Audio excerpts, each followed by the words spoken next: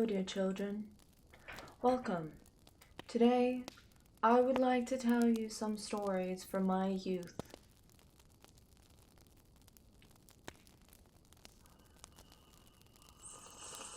Oh my gosh, so hot. Hello, guys, and welcome. Today, I thought to myself, I've read some Wattpad fanfictions before, and those are, I think, mainly K-pop and One Direction, and today I thought we'd dive into the world of Harry Potter, because last time I did a Harry Potter related video, you guys seemed to really like it, so I guess your wish is my command, and I will deliver. You guys want me to make fun of some more Harry Potter content? I'll make fun of some more Harry Potter content, but of course, everything in a nice way. No hate to any of the creators, okay? I honestly have no idea what I'm about to get into. I have not proofread these stories before, so if they're gonna be very bad, that's not my fault. So let's just immediately start into the stories. Don't forget to like this video if you enjoy it, and also subscribe to my channel, please and thank you. Mwah. Okay, let's go. Oh my god. I am just gonna be a little bit of a ghost for the rest of this video, maybe. Can I turn my screen brightness down? I am just ghastly, if that's the right word. If that's the right word, then I am it. Nightlight. Oh my god, now I'm all... I was all yellow for a second, sorry.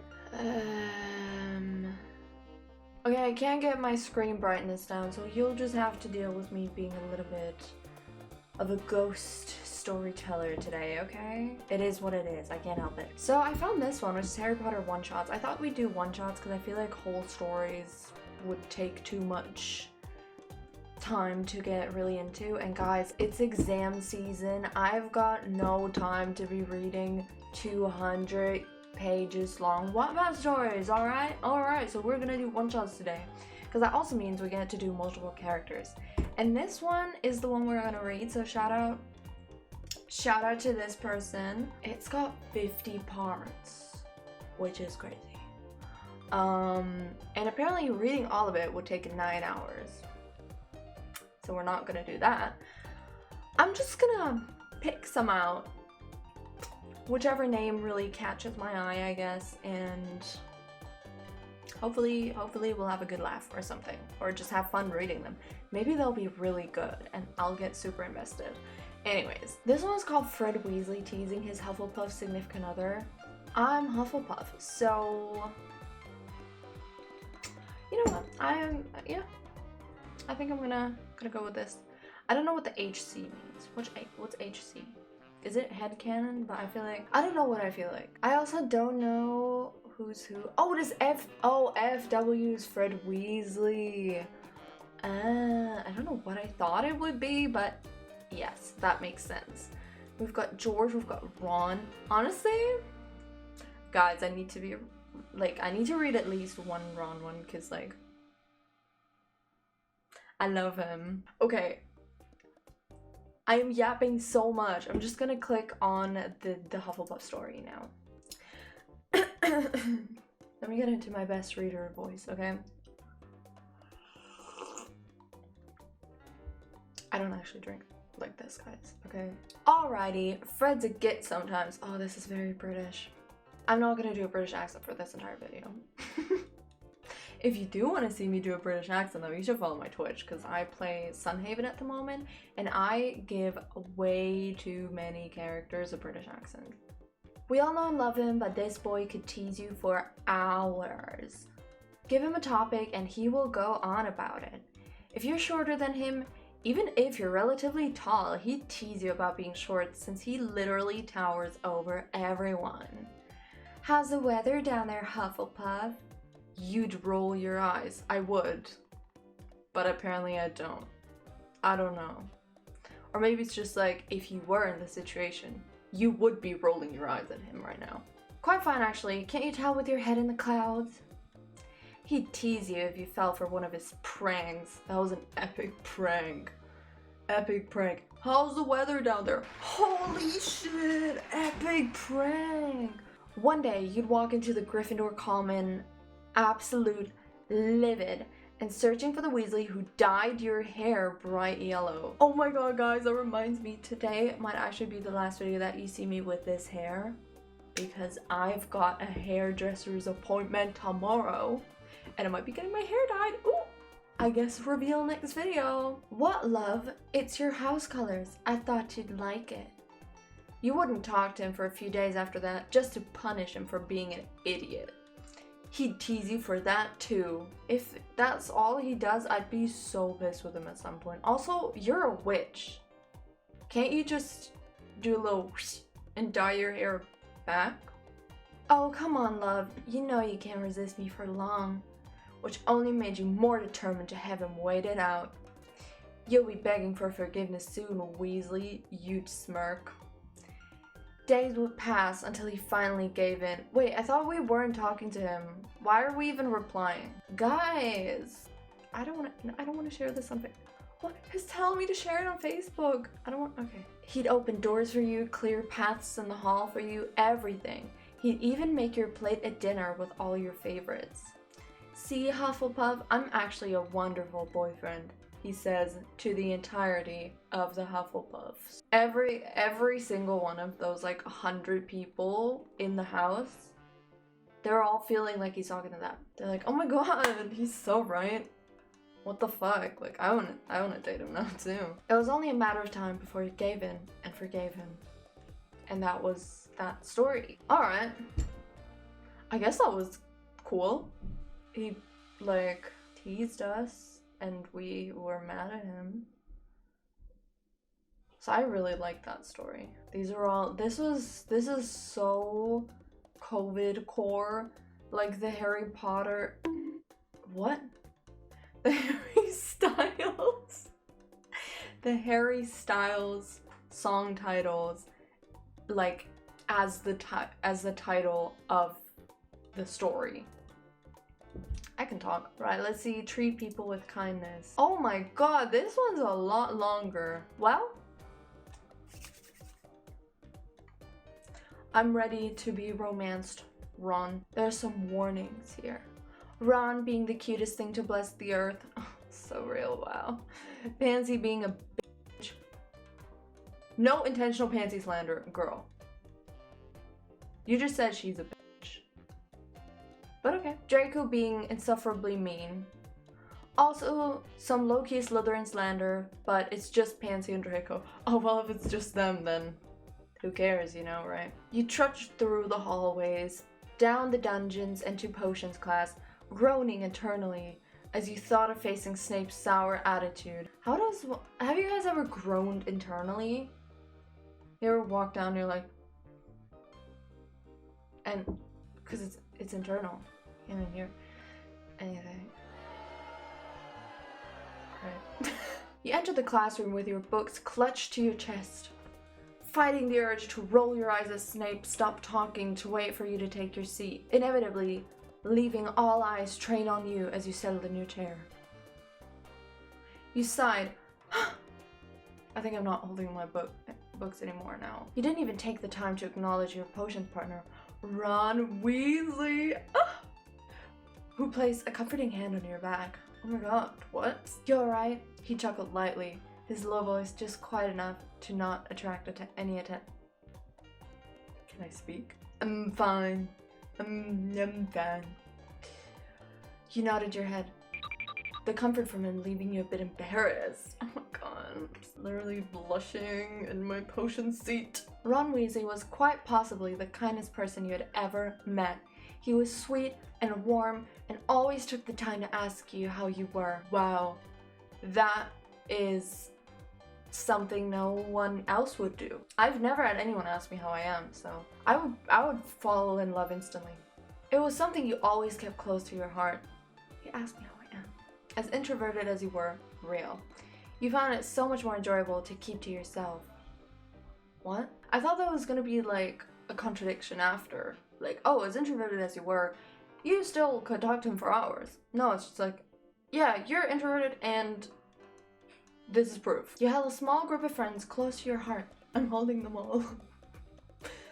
Carrying them around like my books. All my friends are just here like, walking around with me. I hold a lot of things close to my heart so far. You exhaled a deep breath as the room filled with potions, partners, chatting about the assignment. I cannot read today. You turned back to Ron and smiled lightly. You took the ingredients from him, missing the way his eyes widened as your soft fingertips met his hands. Here, you can start cutting up the Sapophoros bean? What?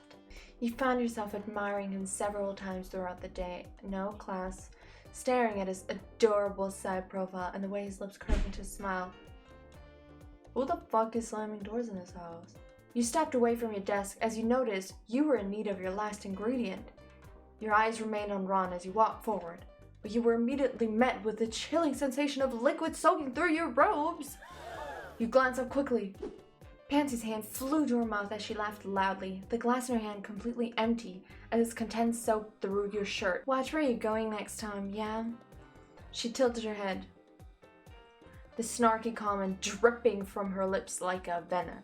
Oh my god. If it were anyone else, you'd be able to brush it off as a mere accident, but the way her lips curled into a smirk and her raven hair bobbed as she laughed hysterically had your blood boiling. Sawed off Parkinson, Ron huffed from behind you. Oh my god! Ron's outburst gained the attention of the other Slytherins in the classroom, followed by the chorus of them snickering behind Pansy. Got yourself a Weasley, have you, Violin? Sounds a bit like violin. Draco's voice ran out behind Pansy. Malfoy, I swear. 10 points from Ravenclaw and Gryffindor. The fuck? Girl. Snape's voice echoed over the classroom before Ron could get his sentence out, and in perfect timing too, like he was waiting for the opportune moment to tune into the argument. You rushed out of the classroom with an eye roll, and found the nearest girl's bathroom. You huffed frustratedly as you tucked your shirt from your skirt. Oh right, because it's